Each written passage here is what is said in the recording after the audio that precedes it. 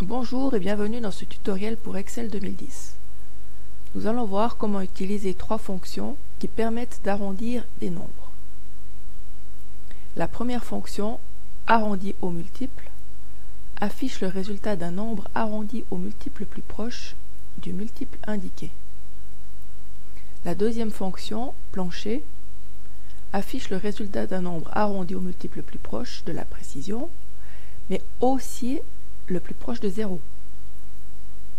La troisième fonction, plafond, affiche le résultat d'un nombre arrondi au multiple plus proche de la précision, mais aussi le plus éloigné de 0. Cette feuille Excel est également la base d'un exercice que vous pourrez réaliser et corriger avec la vidéo annexée. Nous avons une colonne de chiffres avec une ligne qui nous indique comment on doit arrondir ces chiffres. Dans la première colonne, on nous demande d'arrondir à 1/10. Il n'y a pas de précision si c'est supérieur ou inférieur. Donc on prend la fonction égale arrondi au multiple. Je tape égale à 2R pour arriver aux arrondis au multiple. Je double-clique sur la fonction. J'ouvre les arguments de la fonction qui me permettent d'avoir un aperçu de ce que je dois indiquer dans ma fonction, ou dans ma formule plutôt. Le nombre, c'est le 99. 99 qui se trouve en A3. Et puis le multiple 1/10 qui correspond à 0.1. Ok. J'ai mon résultat 100, c'est arrondi au dixième le plus proche de 99, soit 100.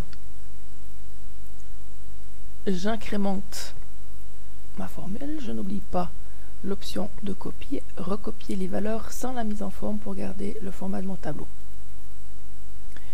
Voilà, alors pour 1014 222 ça a fonctionné, pour 150 38 également.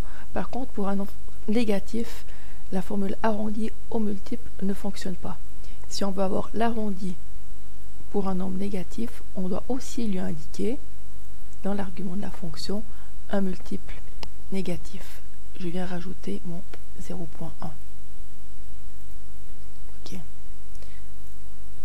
Dans la colonne suivante, on me demande un arrondi aux 2 francs supérieur. Donc supérieur, c'est la fonction égale plafond. J'écris mon plafond, je double-clique pour avoir ma formule complète. Je viens ouvrir l'argument de fonction. Je viens récupérer mon nombre, de nouveau 99, et ma précision, cette fois, c'est le 2. Ok. J'incrémente de nouveau, sans oublier la fonction recopier les valeurs sans la mise en forme. Voilà. Par contre, plafond fonctionne aussi avec un nombre négatif. À l'unité inférieure, pour avoir la troisième formule, qui est égale plancher. Je double-clique sur ma formule, ou je peux aussi faire tabulation, si je suis déjà dessus. J'ouvre mon argument de la fonction, je viens chercher mon nombre 99. Ma précision, l'unité, c'est 1. Ok.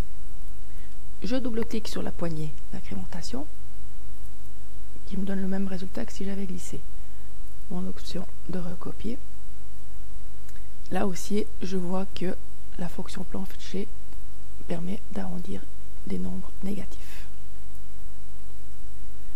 Pour utiliser une fonction arrondie avec une autre fonction, référez-vous au tutoriel fonction imbriquée. Merci de votre attention.